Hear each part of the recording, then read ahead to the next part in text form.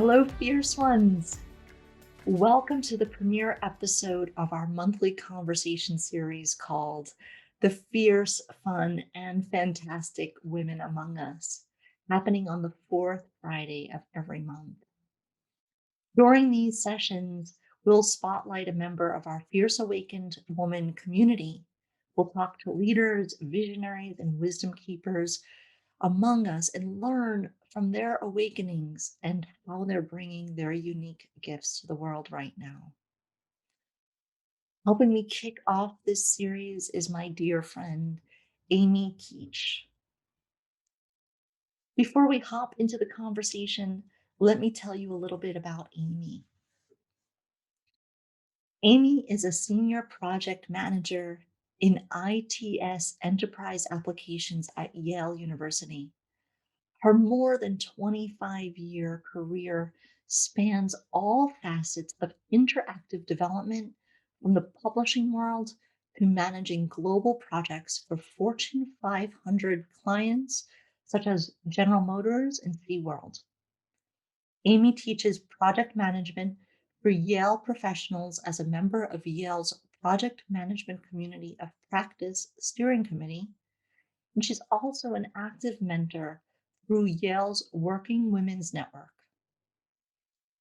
She holds dual bachelor's degrees in journalism and English from Rutgers University and is a mentor in Rutgers Business School. She also earned an executive MBA from the University of New Haven, where she is a member of the Women's Leadership Council and teaches project management in the Nonprofit Institute. And there's more. Amy is the secretary of the South Central District of the Connecticut Junior Soccer Association. On a personal note, Amy and I met at Rutgers a long time ago when we were students there, and she's always been a force of nature. Her husband is correct when he calls her that.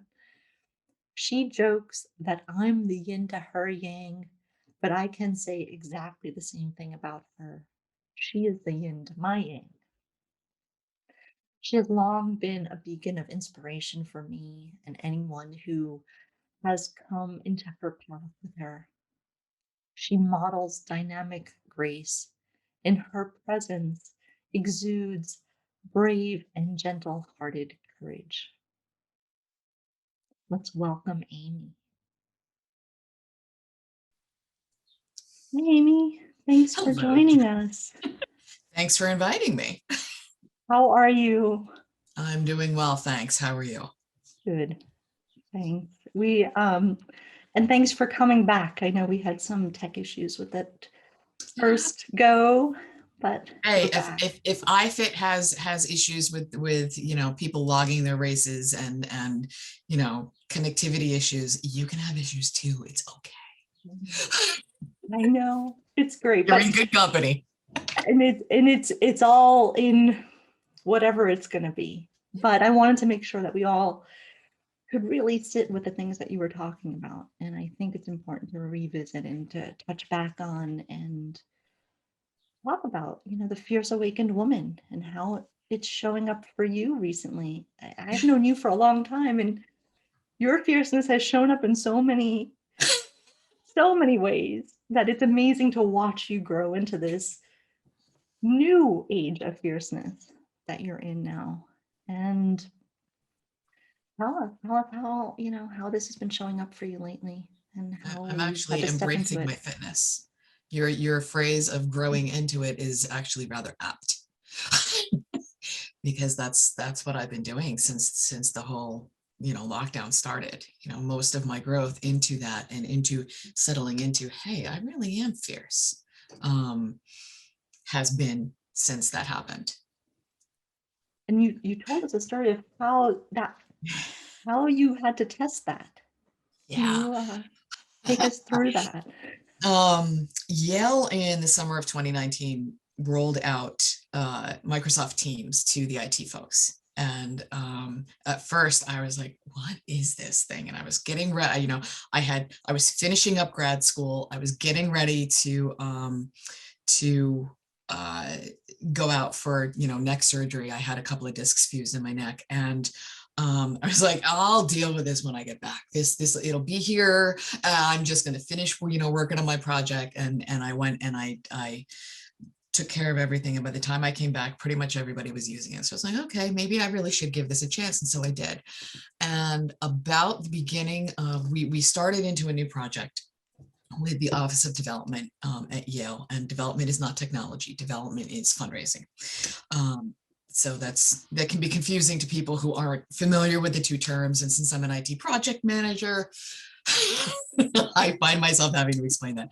But they're a very long-standing department. Everyone who's been there, or a lot of the people who are there have been there for a very long time. And in a lot of instances have spent their entire careers at Yale. So the department as a whole was not entirely comfortable with technology. So going into the pandemic and going into, oh my God, we have to let everybody work from home, was a huge thing for them. Like, I'm in IT, I can do my job from anywhere. I've managed teams all over the globe from my kitchen table. Whether I'm in a conference room or at my kitchen table, it doesn't matter because I have the technology and I can connect. And so I have the flexibility to do that. But that's, the development offices I'm finding as a whole tend to be a lot more old-fashioned than you would think, especially at a university. But so they were all freaked out about the idea of working from home and having their people work from home. And we had decided, like right around the turn of the year, that we were going to manage the project within teams. We were going to, we had a team for the project, and we were going to create channels and, have all the different, just manage it within there, keep all the communication in teams. That way it was all in one place. No one had to go to 5 different network locations to find what they needed. And it would just keep everything concise and simple, which I love. And it has been doing that. But when we were doing our kickoff, we were getting ready to do our kickoff, which was about 2 weeks after the order to stay at home came in. Everybody was like, oh my God, how are we going to do this on Zoom? How are we going to make it? And I knew that their stress level was just through the roof. So I found myself sitting there going, okay, what can I do? What can I do to make these folks really relax? They've got to relax into this. We're going to get this done. We're going to get through it together. No one knows how long this is going to last. It's like, what can I do? They need to laugh. I know what I'll do. And so I wound up buying this headset. And I had first bought it in pink because I thought it was going to come in as a rose gold color. And it came in like really, really pink, like pink enough that I put it on and my son looked at me and said, oh no, Mom. I was like, yeah, I'm sending it back and getting the black one. Yeah, who's a teenager. Yeah. Has opinions. Exactly. So my headset. This is awesome. It's not plugged in, so you're not getting the full effect, but the ears are LED lights. The earpieces have LED lights in them. And so I set it up, I installed the software, and I set it up so that the ears they go back and forth amongst various shades of purple to blue. And the earpieces are green, shades of green. And they just pulse. And the little microphone, if I've got myself muted, it'll turn red. But my idea was put it on, have it all going, and have them laugh and have them just relax into the laughter. And if it didn't work perfectly, everyone got on, they're like, oh my God, Keach, because they all call me Keach. Keach, what are you doing? What? Oh, that's fabulous. And they forgot that they were on a video call. They forgot that it was this weird thing going on that nobody was sure of. And I could see the stress level just come down on the call immediately. And there were, at the time, Zoom was only letting me see like 20 people at a time, or, whatever the multiple of, that I was allowed to see. So I'm like tabbing through all the grids of people, and you could just see that stress level come down. And I used that for about a couple of months. But I also, they're noise canceling, and I have my 12-year-old. I had my 12-year-old doing distance learning for, well, he was 11 at the time, but I had him doing distance learning, and then he was doing distance learning this year. And I don't like having noise canceling headphones on when he's home. You know, I want to hear if he needs me. So I stopped using them, but they definitely have the desired effect, and everybody was able to hear what we were saying and participate in the dialogue, and because they forgot what was going on, and they forgot that they were, you know, adjusting to this quote unquote new normal, a phrase I hate because every day is a new normal, but regardless of whether it's a pandemic, every day brings a new normal for everybody. But Exactly.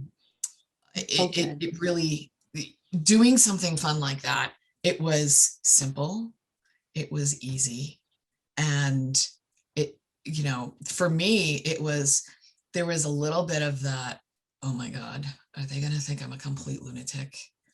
Is this going to undermine my credibility? And what I finally decided was, it doesn't matter. If it gets them to the place they need to be, it's worth it. And it didn't undermine my credibility. And it showed that I was aware of what was going on. And it helped bring the team together and get people to focus on something other than this big scary thing that was happening. Yeah, and I love that you put this in the category of fierceness, right? Because Mhm.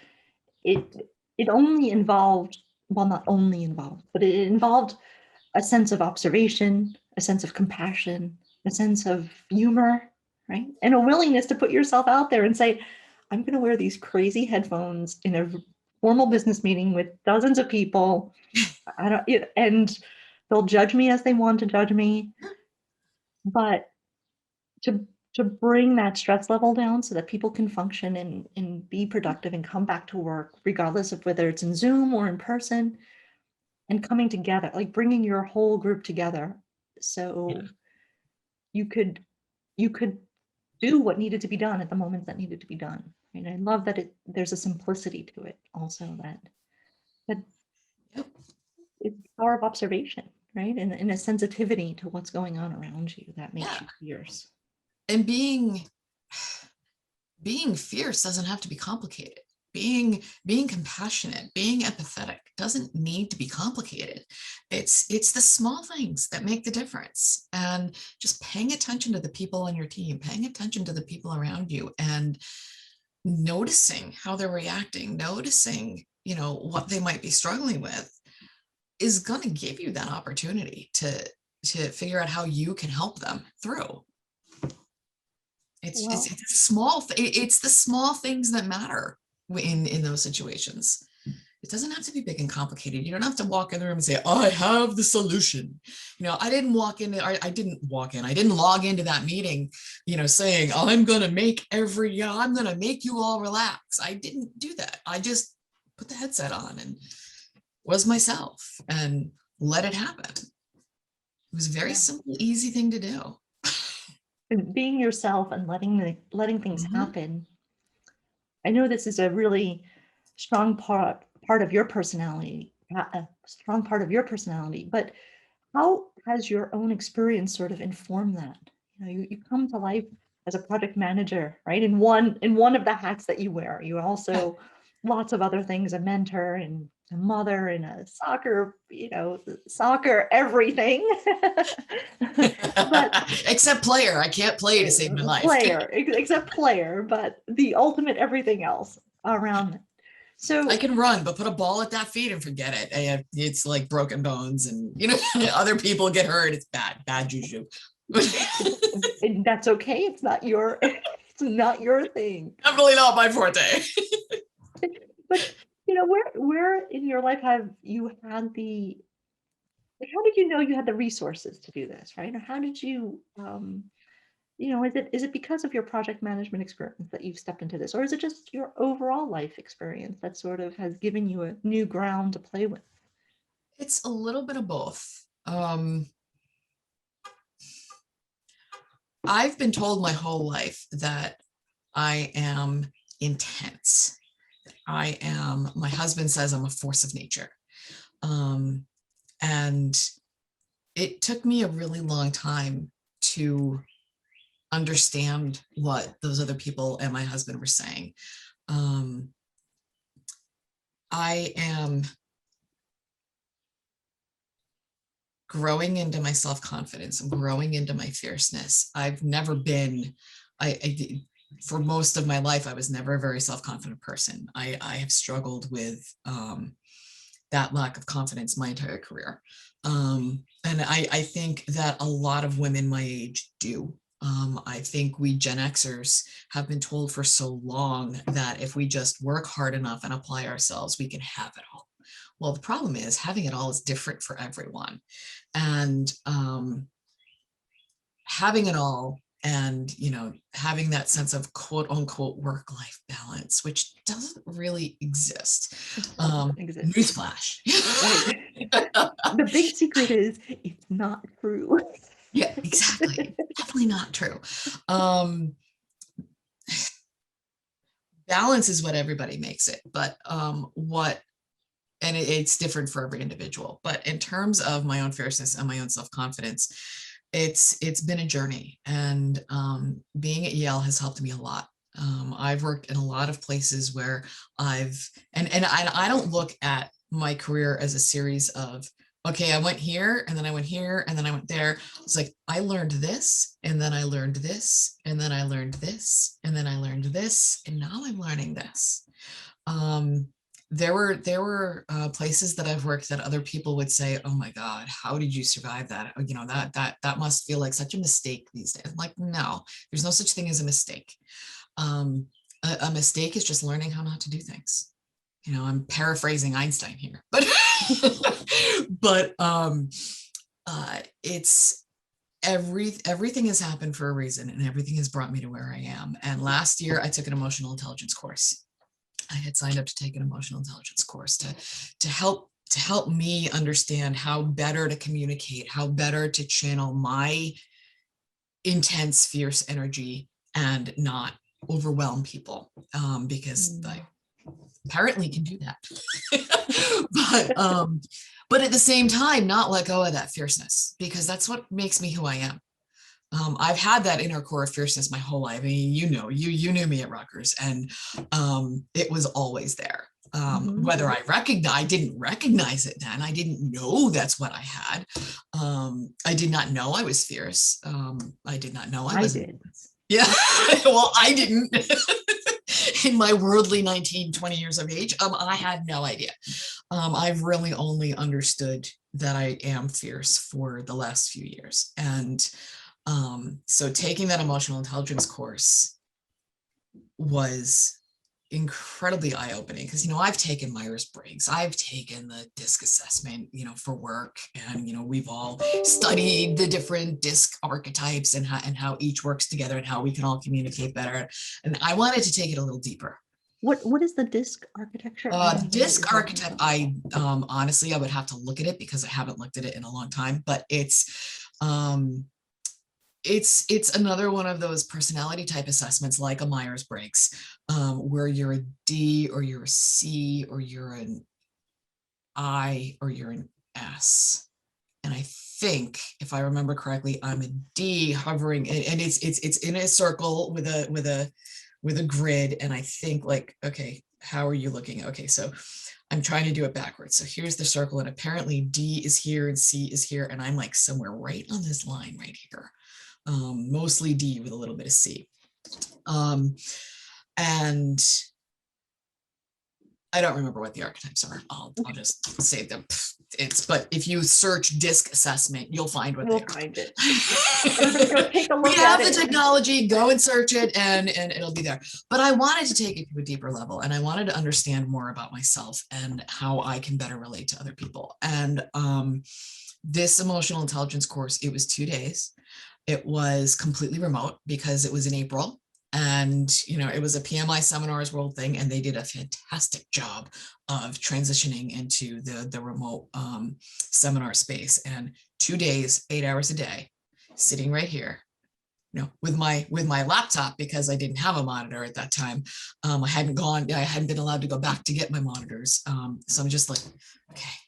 And I had 2 pages of, like two pages of notes in my OneNote, and just like, I was like taking notes the whole time. And it was fantastic. And then I signed up with an executive coach, and she is wonderful. And I'm hoping to be able to work with her again in the future. And just those two things, between having a supportive supervisor at work, and being in a work environment that allows me to make mistakes, allows me to try something, and if it doesn't work, pivot and try something else. All of these things combined have come together and coalesced into making me, or bringing me along in that journey of embracing my fierceness, embracing my self-confidence. And am I perfect? No. Have I made mistakes? Absolutely. But I'm also the type of person who looks at other people and says, okay, so you made that mistake. So what? What are you going to do to fix it? Okay, you're fixing it. Great. Let's move forward. Let's look, that's in the past. Let's not dwell on that. And it's kind of hard for me to do that for myself still, but I'm working on that. I had a great meditation yesterday that was letting go of things, and found myself for the first time in a meditation having an incredibly emotional experience. Like, I was crying during the meditation, and because I was letting go of this thing that is just, I've been holding on to, and it felt fabulous. And I still think I need some letting go to do. So I'm going to take a cue from your page, and I think I have some fire in my future, but I'll probably do it outside because I don't want to risk burning the house down. But it's embracing that fierceness has, that everyone says the pandemic has brought everyone to a different level of understanding. But I think everyone has had to come to a different level of understanding of themselves, because we're not spending so much time with other people face to face. We haven't been, doing all of that. We've been spending time with ourselves and our families. And it's a lot of alone time. And there's time there to do that reflection. And while I'm not keeping up with the journal the way I'd like, I'm also not beating myself up about it anymore. I do it when I think about it, and that's good enough for me. Right. And that's all that anybody can ask of themselves. I'm not sure I answered your question very well. No, you've answered multiple questions, but I think it's the heart-to-heart thing of just really being able to sit with yourself, right? And Yeah. and do the work, right? There is work involved. And Yes. it's easy to walk away from it and say, okay, I'll deal with that issue some other day. And man, I've been carrying this for 20 years. Yeah. And the letting go, there's a time for letting go, there's a time for standing up, there's a time for empowerment, and there's a time for stillness, right? Yes. There are different periods, and it could happen in the same day, it can happen in the Yep. same month or in the same hour even, Yeah. right? But the release and then the renewal, that sort of comes together. And I know one of your spirit animals is the phoenix. Yes. So it does feel like you've been doing some of that release and renewal Yes. this year. Yeah, I'm really embracing that. And so three, seeing life as a project that we can all manage, Yes. and fierceness that we can become. 3 tips that you would offer folks 3 tips. or 1 or 2, 3, if you're feeling inspired.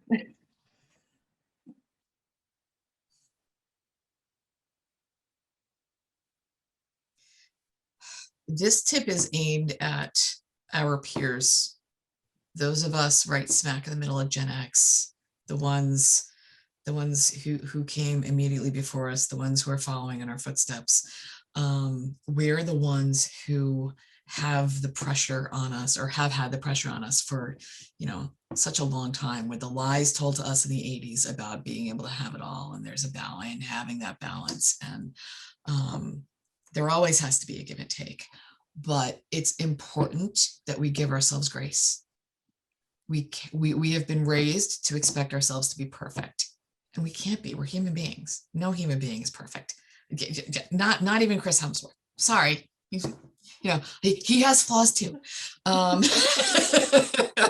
You might not see it in the movie, but he has flaws too, because we're all human. And we have to give ourselves the grace to fail, give ourselves the space to fail, because failing is the only way. It's not the only way to learn, but sometimes it's the only way to learn the hard lessons. And sometimes it's the only way to find that true opportunity for growth. And so giving yourself the space and the grace to do that is really important. I'm trying to find something from project management worlds, because project management is life. You can't live without managing a project. Your life is a project. If you're going to the grocery store, that's a project. You might do it every week. It's a project you do every week, because it's different every week. There are definitions of projects, and I can rattle all that stuff off, but it comes down to, it's a finite scope of work, a finite defined scope of work with a defined start, a defined finish, and defined resources. And your resources can be anything from software to people to money. So it's all a project. And the trick is to, it's exactly like goal setting. Figuring out what you want the project to accomplish, setting the goal, plan the work the plan. It's not, I've annoyed a few people by using the term, it's not rocket science. I don't mean anything bad by it, but it's intimidating to people, because it seems like this big esoteric thing, and only certain people can be project managers, and you need well, guess what? If you're living, you've managed a project. If you're breathing, you've managed a project. It might not fit the definition of, an IT infrastructure overhaul. It might not fit the definition of, a website, design and launch on a brand new platform, and the migration of all your content. It doesn't have to be big like that. It can be figuring out how to get your kid to soccer practice every week. It can be figuring out how to get to the games. It can be figuring out, okay, great. So this town is requiring that there's only one spectator per player. Which of us is going to go? And what am I going to do? Well, Ted takes Aiden to the game.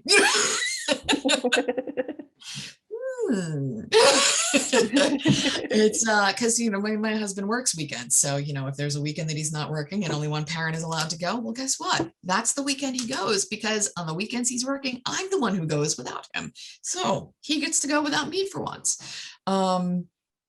But it doesn't have to be complicated. I'm not sure that I made a very succinct point there, but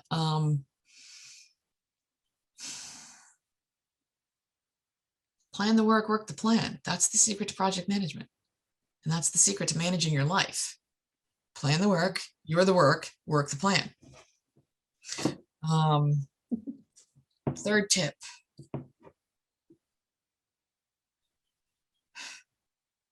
Be able to laugh at yourself. You have to be able to, as my husband says, find the funny. Something happens and, okay, I have my morning shake after I'm done with the treadmill, and I knock it off the bathroom sink as I'm putting my face on in the morning, getting ready for work, all over the bathroom floor. Find the funny, mommy, find the funny. And it's really hard to find the funny when I'm cleaning the bathroom floor, but okay, yeah, I say through clenched teeth. But it's if you allow yourself to get that angry about something so insignificant as knocking your shake over, that's an indicator that you've got a lot of things that you need to work through. And being able to find the funny and be like, okay, guess I gotta wash the floor. Here's my Cinderella moment on my hands and knees with the sponge. Life goes on. You know, you gotta find the funny. Yeah, well, when we were doing a long walk, I told Louise, like, 'cause it was so stressful every day. I'm like, we need a funny moment, every day we need to have a funny moment because Yep. this walking with lots of pounds on my back and heat, like I gotta find something to laugh about because I still am in awe of you for doing that, and will always be thank in you. awe of you for doing that. Talk about fierce. We'll Jeez. we'll have another conversation at some point in life about this because I am almost sure it's because of you that that idea came up, actually. When I go all the way back in my memory, I think it was you who sent me a Facebook or tagged me on a Facebook post about Jenn Baljko, I think you could do better than this. And it was an article from Paul Salopek, who was walking out of Eden. And he's still walking the world. But I think you tagged me on that. And then I went to read Paul Salopek's Out of Eden post about Ethiopia or something, or Egypt, or wherever he was at the time that I think he was still, well, he was somewhere in Africa, heading towards the Middle East somewhere. And I think you said, Jenn Baljko, I think you could do better. And this guy is a Pulitzer Prize winning like war reporter writing for Nat Geo. And then because I credit it with a cyclist, like the actual idea came when I was watching a cyclist who was cycling from Oregon to Patagonia, and his parents had walked across the US in the 1970s. But it was over the course of a few days. And I almost think if I go backwards from the guy who was cycling and go back to how I even found him, I think it came from you. so, so here we are, sisters Wow. for a long time, sisters from a different mister for a long time, who I Yep. think have been sparking our own fierceness for Yes. each other's each sparking each other's fierceness for decades now. Absolutely. So I'm so Coffee cheers. cheers to you, Amy. Cheers to you. If people wanted to find you and reach out to you, how could they do that? I'm on LinkedIn. Okay. Amy Keach at LinkedIn. LinkedIn. I think it's no, that's Facebook. I'll put it in the comments. Okay. Put it in the comments. Yeah, Down it's below. my name, all lowercase with no punctuation. Amy Keach. Okay. LinkedIn, whatever the beginning of the URL is / Amy Keach. Yeah, look up Amy's profile in life. You'll be as impressed as I always am, and inspired. I always am. Oh, you inspire me, my friend. Yeah, let's just keep doing that. Okay. Let's keep I'm we'll okay keep with doing that for each other and for those around us, being that little beacon of hope that we are absolutely. all doing, the web that we're weaving together. Absolutely. I love that image. Thanks, Amy.